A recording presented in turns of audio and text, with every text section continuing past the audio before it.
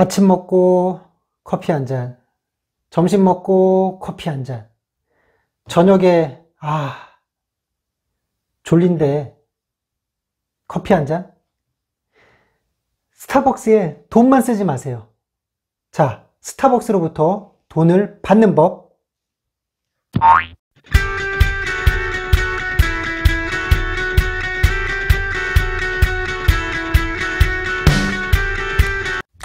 안녕하세요, 켈리디드입니다.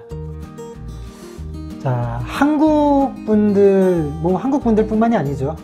네, 커피를 굉장히 사랑합니다. 자, 주식이든 부동산이든 투자를 할 때 성공의 요인 여러 가지가 있겠지만, 사람들이 많이 몰리는 곳, 사람들이 좋아할 만한 곳으로 당연히 몰리겠죠. 자, 스타벅스를 좋아하는 이유는 저는 커피 맛을 잘 모르겠어요. 하지만 많은 분들이 원두가 다르다 등등 이야기를 하시는데, 자, anyway, 우선은 스타벅스가 인기 있는 거는 인정을 다 하실 거예요.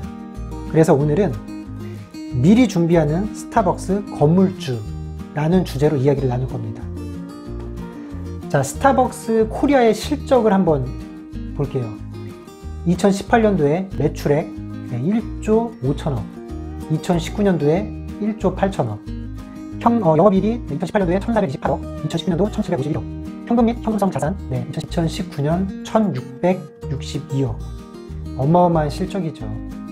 요즘 이제 코비드 19 이슈에도 불구하고, 그러니까 오피스하고 맞닿은 곳들은 오피스에 사람들이 출근을 못하니까 타격이 있을 거예요. 그러나 드라이브트루 오히려 매출이 올랐어요. 자, 사람들이 가서 식사는 못하고 가서 앉아서 커피는 못 마시지만, 드라이브트루는 차에서 그냥 오더하고 하기 때문에 오히려 많은 곳들이 드라이브트루로 바꾸려고 하는데, 이미 있는 드라이브트루 스타벅스 매출이 어떻겠습니까? 더 늘었습니다. 자, 그 스타벅스에 대해서 한번 이야기해 보겠습니다. 과연 어떤 사람들이 이 스타벅스, 이 드라이브트루에 대해서 투자를 하는지. 한국에서도 많이 투자를 하세요. 자, 어떤 분들이냐? 첫 번째, 관리가 쉬운 부동산. 스타벅스에서 알아서 운영하잖아요. 제가 운영할 거 아니잖아요. 스타벅스 전 세계 매장 다 직영으로 합니다. 가맹점 없습니다. 자, 그렇기 때문에 제가 따로 관리를 안 해도 돼요. 부동산 관리를 안 해도 된다라는 거죠. 테넌트가 이번 달에 임대료를 못 내지 않을까? 이 테넌트가 나가면은 또 어떻게 할까? 자, 우선 스타벅스가 입점하는 곳은 굉장히 깐깐하게 봅니다. 유동 인구도 보고요, 주변의 오피스도 보고요, 교통량도 보고요, 등등등 다 감안을 해서 입점을 하기 때문에, 그래서 건물주들이 스타벅스를 본인들 건물에 입주를 하고 싶어하는 이유가 그 건물의 얼굴이 되거든요. 자, 브랜드가 건물의 가치 상승시켜주는 또 다른 브랜드로 만들어주는 겁니다. 그래서 제가 테넌트 관리를 따로 안 해도 되는, 자, 스타벅스 안전하다는 거, 또 롱텀으로 있다라는 거, 미국은 더 깁니다. 자, 이따가 제가 설명해 드릴 거예요. 얼마나 그 테넌트로서 오랫동안 있는지. 자, 부동산으로서 관리할 게 없다라는 거예요. 두 번째, 매매가 용이하다. 테넌트가 꼬박꼬박 임대료 냅니다. 테넌트가 우수합니다. 자, 시장에 매물을 내놔요. 누가 안 사겠어요? 물론 그 가격에 대한 이슈는 있겠지만, 기본적으로 좋은 테넌트가 있다는 것은 쉽게 팔립니다. 자, 세 번째, 꾸준한 캐시 카우가 필요한 사람.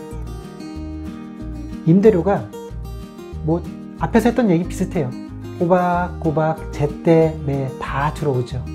그러니까 중간에 끊김이 없는 거예요.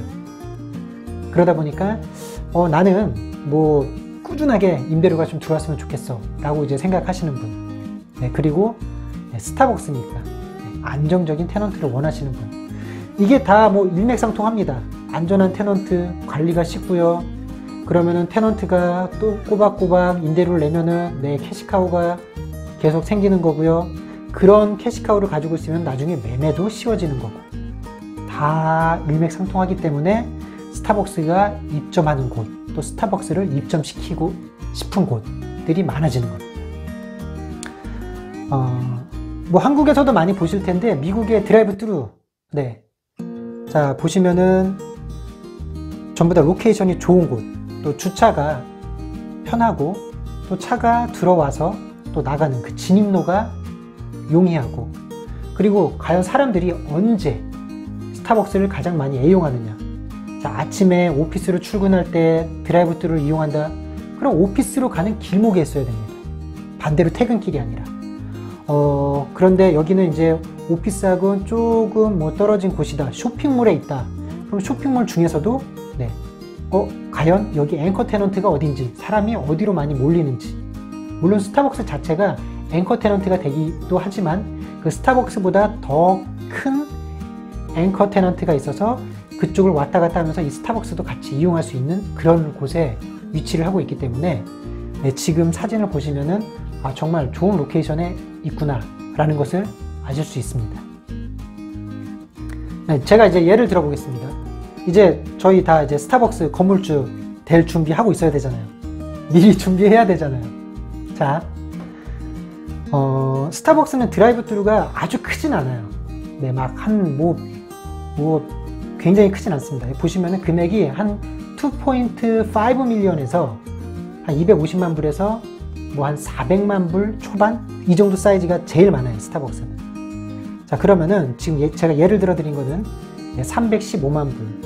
그리고 NOI, 연간 순이익이, 네, 순수익이 밑에 보시면은 캡네일 수익률 4.3%로 계산을 해가지고 네, 13만 5천 불, 약 13만 5천 불이 네, 꼬박꼬박 제가 받는 렌트비입니다.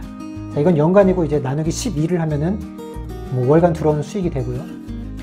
그리고 이제 빌딩 사이즈는 한 53평 정도, 1890 스퀘어핏 정도인데 뭐 건물은 크진 않아요. 드라이브-트루 가보셔서 알겠지만 네, 거기 사람들이 앉아서 먹기보다는 네, 말 그대로 드라이브-트루이기 때문에 그 랏 사이즈가 조금 큽니다. 보면은 네, 이건 같은 경우는 이제 16,000 스퀘어핏, 한 465평 정도인데 주차장이 그래도 한 12개 정도가 있습니다.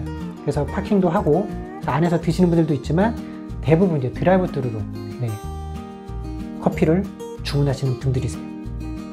그래서 뭐 스타벅스가 이제 전체적으로 그냥 들어가 있는 거고요. 얘 보시면은 이제 테넌트가 스타벅스고 NN 네, 더블렛으로 되어 있는데 이 트리플렛, 더블렛에 대해서는 제가 나중에 또 설명을 드릴 거예요. 네, 그래서 미국에서는 자, 스타벅스 들어왔다, 재산세 스타벅스가 납부를 합니다. 자, 메인테넌스 스타벅스가 네, 메인테넌스 합니다. 자, 인슈런스 스타벅스가 합니다. 그러니까 건물주의 입장에서, 오너의 입장에서는 솔직히 손 볼 게 없기 때문에 해외에서 투자하셔도 관리가 굉장히 쉽다라는 장점이 있습니다. 그래서 요 디테일한 내용을 설명을 드렸고요. 보시면은 기본 계약이 네, 스타벅스는 한번 입점을 하면은 10년 동안 장기 계약을 맺습니다. 기본이 10년이에요. 그리고 옵션으로 20년 계약을 추가적으로 더 맺습니다. 그러니까 토탈 30년이에요. 자, 10년 계약하고 나머지 20년은 옵션으로 5년마다 자, 의견을 조율을 해가지고 물론 임대료는 미리 다 계약이 돼 있습니다. 뭐냐? 5년마다 지금 현재는 10%씩 인상하는 걸로 다 계약이 돼 있어요. 그래서 5년 지나고 나면은 6년째부터 10년까지는 렌트비가 10%가 인상이 되고, 자, 그러면은 처음에 5년 하고 그 다음에 5년 했습니다. 자, 그럼 10년이 지났어요.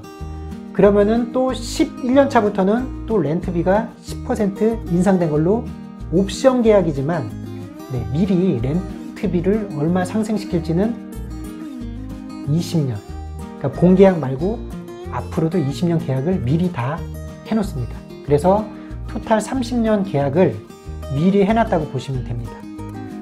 자, 한국은 요즘 고정으로 받는 데가 거의 없습니다. 변동으로 받아요. 매출액에 연동해서.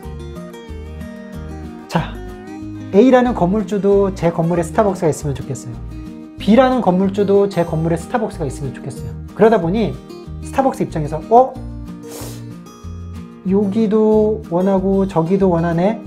자, 그러면은 자, 우리 매출액에 연동돼 가지고 매출액의 몇 %, 이게 스타벅스가 한국에서는 굉장히 우량한 테넌트죠. 물론 미국에서도 우량한 테넌트지만 원 오브 댐이에요. 스타벅스보다 우량한 테넌트들 굉장히 많습니다. 네. 그러다 보니까 한국에서 스타벅스는 제가 뭐 한국에 있을 때만 해도 거의 뭐 매출액의 뭐 20%, 네, 뭐 이렇게 전후에서 왔다 갔다 하다가 뭐 10% 후반, 지금은 10% 중반에서도 더 떨어지는, 네, 제가 명확히 말씀드리긴 뭐하지만 10% 중반에서도 더 아래로 계약이 지금 되고 있습니다. 그러다 보니 미국에서는 텍스, 메인테넌스, 인슈런스, 그리고 계약도 롱텀 5년마다 10%씩 인상, 그리고 매매도 빠르고, 그렇기 때문에 이런 스타벅스 드라이브트루를 찾으시는 분들이 굉장히 많이 있습니다. 미리 준비하는 이제 스타벅스 건물주라는 주제로 오늘 이제 이야기를 나눴는데, 이 내용들에 대해서 알고 계시면 좋아요. 내가 언제 저런 돈을 모아? 자, 예를 들어 드릴게요. 중국 분들이 투자를 하실 때 동업을 해서 하시는 경우가 굉장히 많아요.